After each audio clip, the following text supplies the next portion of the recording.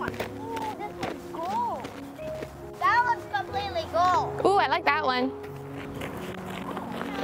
Beautiful. Look. Wow, buddy. Bam, look at these. Oh, look at this one. He's so cute. Come with me. Hello, my friend. I hope you're doing well. It's been a little while since I have shared what we've been up to, and there's a lot to catch up on. So join me for some bits and bobs of life this autumn here on our little homestead in the valley.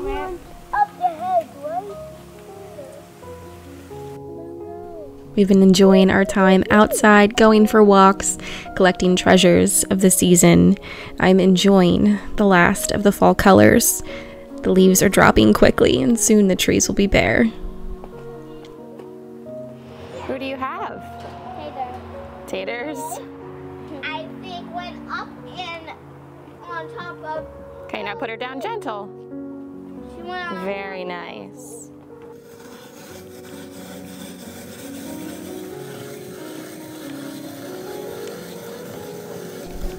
I'm working on my last big canning project of the year, preserving some fall goodness. All of these apples, I have 1.5 bushels that we're peeling today and making into applesauce. One apple for try, anyone? One try apple here, one for you.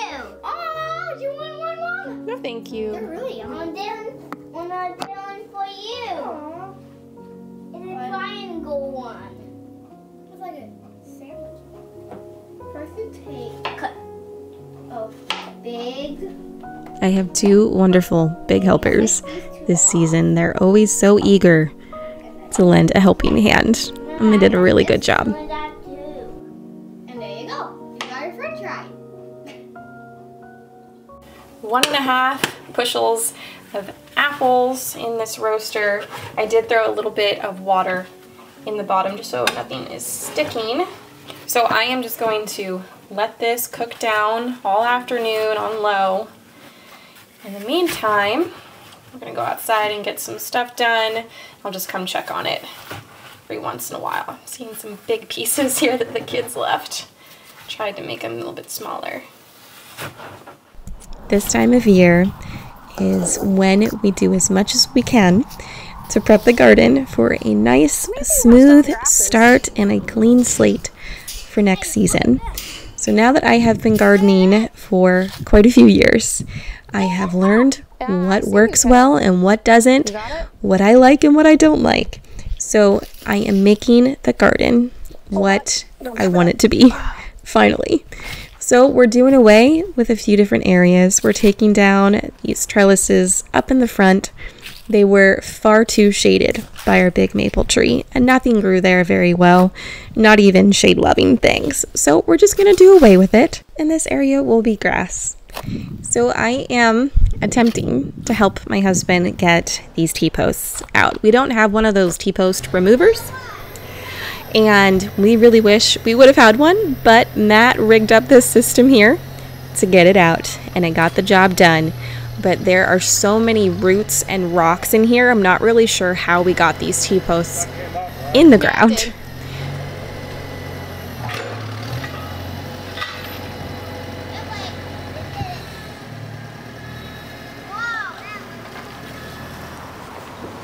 So we got a second row here of blueberries put in, the ones that we transplanted from down there, how I said they were kind of curving into the other garden area. We just didn't like that. So we moved 3 of them up here, and then I just purchased these 2.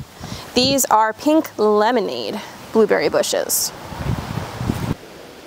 So off to the side of the raspberries here, I had 3 blueberry bushes. See, they're in those empty holes now. So we transplanted them behind me. So now I still have this row here on the right, and now we have this new row. It's just 5 more up here to the left of them. Like I said in a previous video, we're going to be expanding this raised bed garden a bit. So all of these 4x8 beds, we're going to try and pry them up and just flip them out and over. We're going to have to drag it this way so it meets up with this bed back here. We're going to have to figure something out up there because we are going to leave a spot open to do another arched trellis. But in here I've got all of my asparagus, and it seems like now is an okay time to transplant them. It's gonna have to be because they're getting moved. So I want Matt to help me move this bed so that I can get in here and dig these up a bit better, and then they're gonna get moved back there. That should come up really easy.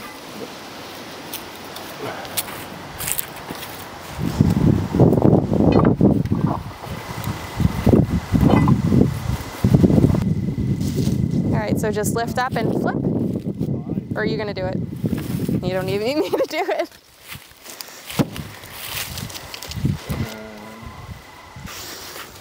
Oh my gosh.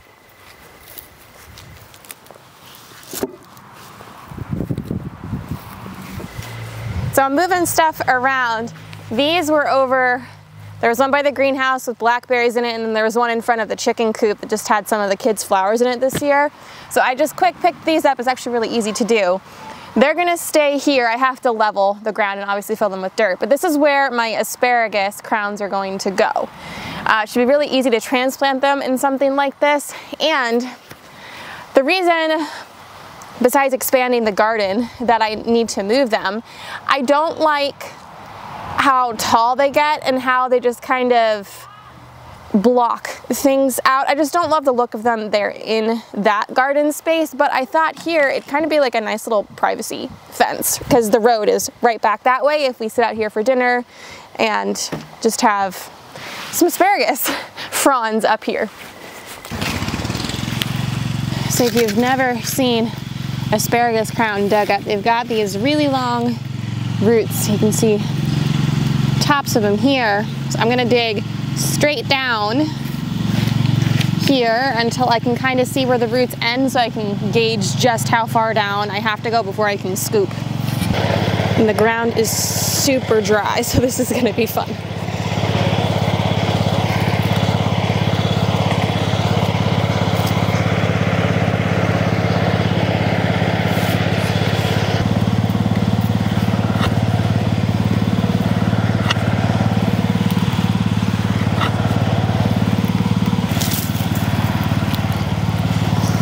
There we go. I didn't get every single root, but I mean, this is pretty good. So we're gonna get another bed filled with some dirt, and I'm gonna keep working. This is gonna be a bit of a long process. It took a bit longer to get the majority of it out. So I've been doing this for a while. This really big one here, I think there might actually be a few crowns like all fused together here. If I took a hose over it, I could probably get them apart, but you can see in here all these little white knobbies. And then over here, oops, there, some more up here. I want to say there's probably like 4 crowns here.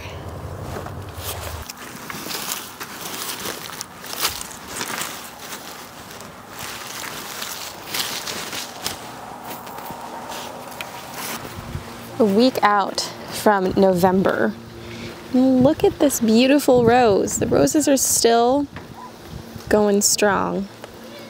This one is Crown Princess Margarita. So beautiful. This time of year too, you're not dealing with all the pest pressure, which is nice, and you get to see more of their true color because they're not getting bleached by the sun. Beautiful little rosette. Back inside, the applesauce has cooked down nicely. So I'm just gonna take my immersion blender and I'm going to blend this smooth. Some years I will keep it a chunky applesauce. This year, I just decided, for whatever reason, it's going to be smooth. I added in the appropriate amount of lemon juice to make it safe. And sugar is optional, but it needed a little bit. You can add up to 3 cups per batch. And this was a quintuple batch. That's 15 cups of sugar. That's insane. So I think I only added 3 cups. That was plenty sweet for me. So that's perfectly fine to do. You didn't have to add it at all, but my yield was lower.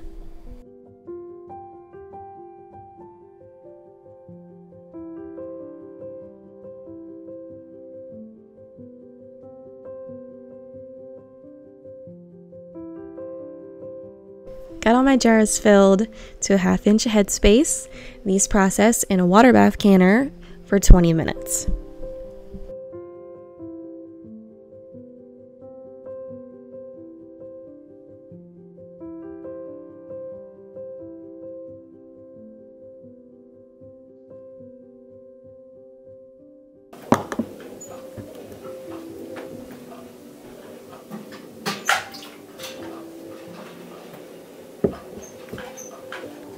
This time of year, I'm always looking for new cozy warm drink recipes, and I've been loving this one. It's a cool 50-degree day today, and this is exactly what I want right now. Now, I'm using oat milk. Right now I'm dairy-free, but you can use any milk you want. I have just been buying this organic stuff from Costco. I know you can make it yourself. I know it's not very hard, but sometimes I just need easy for my own sanity. I can't do everything. So for now, it's Costco organic oat milk. Now, this stuff doesn't froth really much at all. You can put in a little bit of coconut oil and it'll help get the texture a bit creamier and slightly frothy. I know you can get, I think it's Barista brand of oat milk. I personally don't, because there's some additives in there that help make it frothy, so I'm just going with the Kirkland brand here. But just be warned, if you are new to dairy-free, it's not the easiest thing to achieve a nice frothy drink, which is a little bit sad, but the coconut oil does help. So in my saucepan here, I have 1.5 cups of organic oat milk. To that, I will add some chamomile from the garden. I've got 2 tablespoons going in. Next will be some spices, and this is really to taste, so this is my own personal preference. You can do more or less. I'm going to do a scant 1/4 teaspoon of cinnamon. Then I have some cardamom here. I'm going to do like an 1/8 teaspoon of that.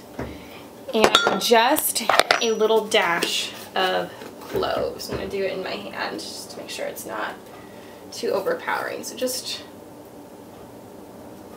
a little dash.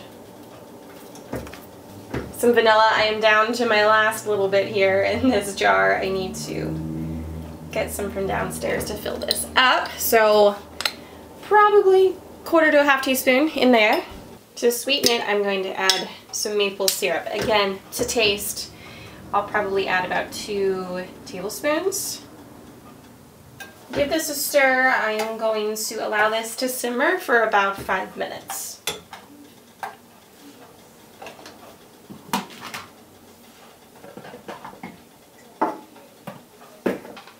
In my mug, I have like 3/4 teaspoon coconut oil in there. I'm going to grab my saucepan.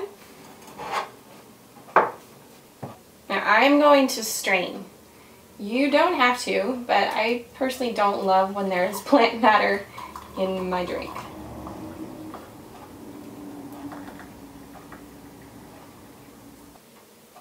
I don't know if you can see very well, but I did get it to froth just a little bit with my little handheld frother device. It's so good. Absolutely delightful. You must try it. There's something, well, the chamomile. It's just like instant calm when you drink it, and it gives you those warm and cozy feelings with those like seasonal spices in it. The oat milk with the coconut oil is just super creamy. Absolutely perfect. Of course, I've been doing a lot of fall baking for my family and for my church family. These are some apple cider donut muffins that I made for children's church, and I made some extra to keep at home for my family. So the first thing I had to do was reduce some apple cider. In my mixing bowl for dry ingredients, I have some flour, baking soda, baking powder, cinnamon, some apple pie spice, and some salt. In another dish, I have combined some sugar, some brown sugar, some raw organic cane sugar, some milk, some vanilla, an egg, and some butter. As always, you can find a detailed recipe down in the description if you'd like to try these for yourself.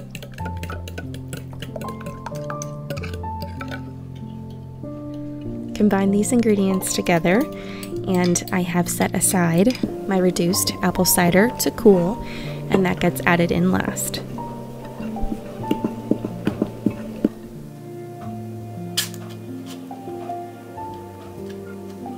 There's a butterfly. It's a butterfly dragon snail. Look, I said. Once finished, we melt some butter, combine some sugar and some cinnamon, dip the muffin tops in the butter, and then into the cinnamon mixture.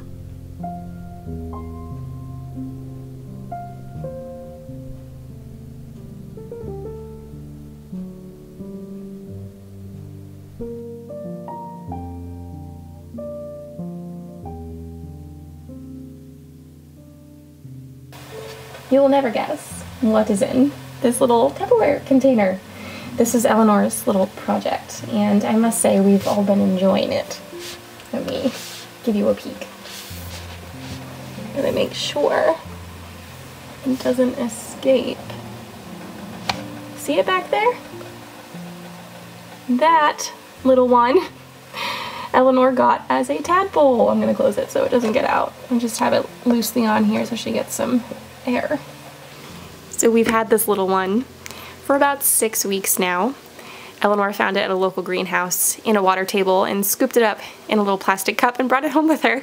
And she made this little habitat for it. She has been nursing it with some fish food, and she put in some enrichment for it, some leaves and some rocks. This has been her little project, and just recently it got its front legs and its tail is slowly going away, and she's trying to convince me to allow it to become a house pet.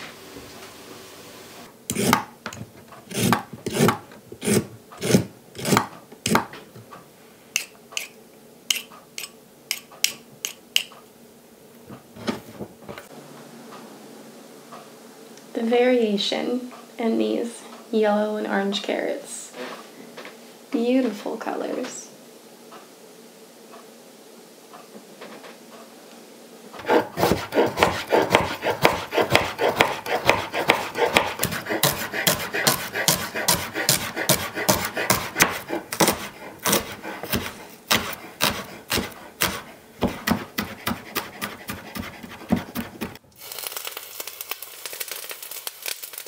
It's soup season, and I'm loving it.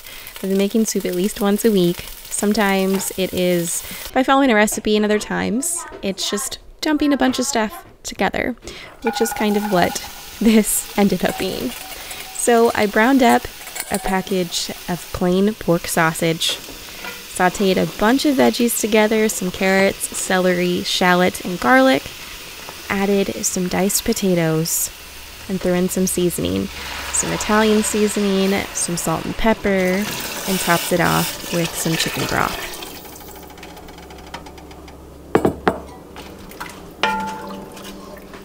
This I brought up to a boil, covered, reduced to a simmer, and allowed it to simmer for about 20 minutes. After that, I added the sausage back in,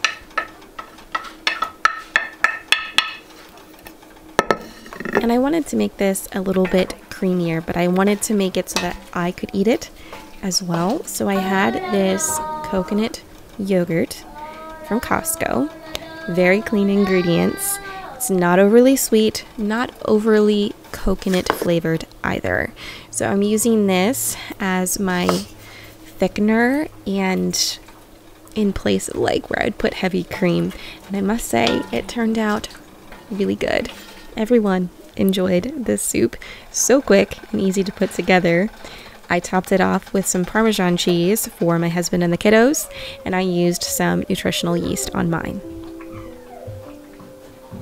This is my very disorganized medicine cabinet.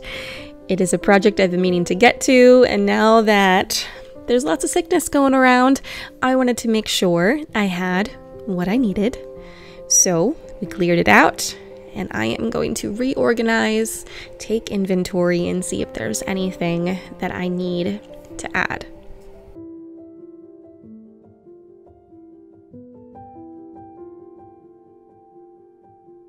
I love these expandable bamboo shelves. They make things so much easier to find. So I put one here on the bottom for my tinctures. Yes, I have a lot of tinctures. Some of them we do use on the daily. Some of them are preventative this time of year. Other things are more specific in use. Put up another shelf up top. Help to organize all of my Redmond's Relight. I had some homeopathics up there, some of my specific cold and flu type remedies, thermometers and such, and then I put in another bamboo shelf for all of my more like vitamins.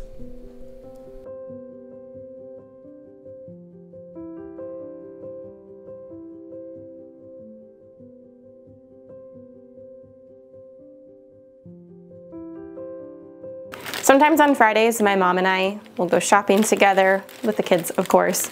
And we were at Walmart recently, and we were at our favorite local greenhouse, Smucker's, which I've talked about before, and they had all of their spring bulbs out for fall planting. And neither of us could resist, so we each picked up a whole bunch. I want to show them to you. I love planting bulbs because it gives you like that first glimmer of hope early spring. Some of these will even pop up in March, and it's just like, oh, greenery is coming, life is coming back. We're not stuck in this bleak season for much longer. I love seeing these things pop up in early spring. So I got these, I believe these are called Replete daffodils. I have some of these already, but I just think they are a stunning flower. There's like this peachy pink color in the center. They're like double blooms, so pretty. So I got 2 bags of those. Let me move the camera this direction. It's hard to focus on that last picture. I got these tulips. These are called Spring Break. I thought they were really pretty, dainty looking tulip. So I got 2 of those, and then I got this Pride mix. It is, focus, just some purples and pinks. I think there's a red in there as well. Those are pretty, so I got a big bag of these.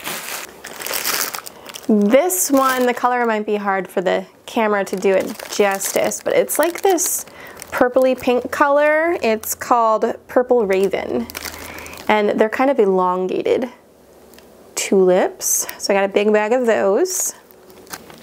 And then not that long ago, I was on Baker Creek's website. I do that from time to time. I just do some like window shopping of different seed companies and such. They had just posted all of their bulbs. So I got these 2 packs here. I'm probably gonna butcher this name. Akebono, I don't know.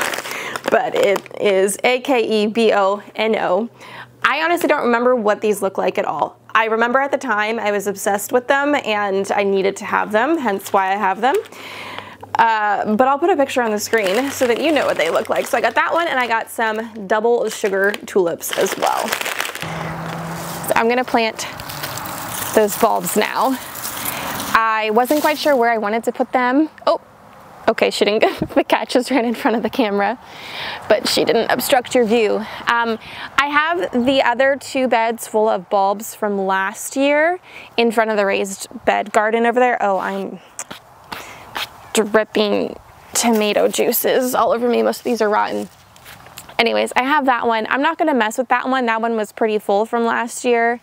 I'm gonna just do this one up front here. I wanted it somewhere where I could like really enjoy them and see them early spring. I'm not usually out in the garden, that garden, a whole lot to put them in the back somewhere. So we use this walkway here quite often.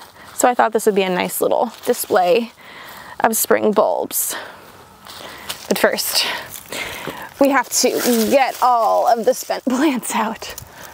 So I'm gonna start with just a mixture of the pink and purple tulips that I got, and I'm just gonna mix them all up in here. And then we'll see how much space I need to fill, and maybe I'll put some daffodils in here too. I always forget just how much or how many bulbs you need to densely fill a space. So I think I'm just gonna put everything in here. And this will just be my addition for bulbs for the year. I was gonna put some in some planters, but I'll just keep them all here.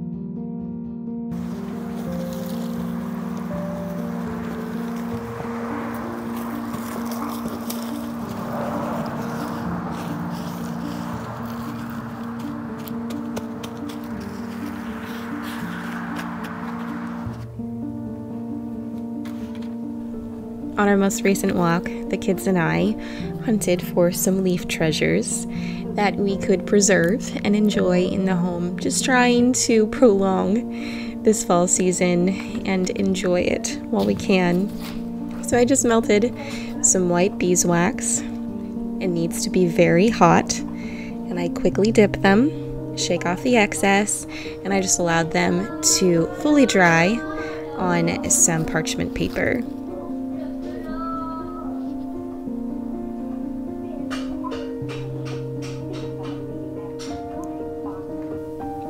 After they were dry, I hung some string out in our schoolroom in front of some windows. I thought it'd be really beautiful to have all of the fall leaves out there to enjoy and have the sun shining on them. Just took some little clothespins and attached them to the string.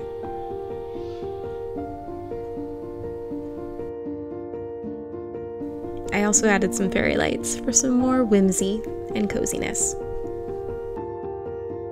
Okay, my friend, that is all I have for you today. I hope you enjoyed spending some time with us, catching up on life this fall here on our little homestead. Let me know how you're doing down in the comments. I love hearing from you. Many blessings, friend. Until next time, take care.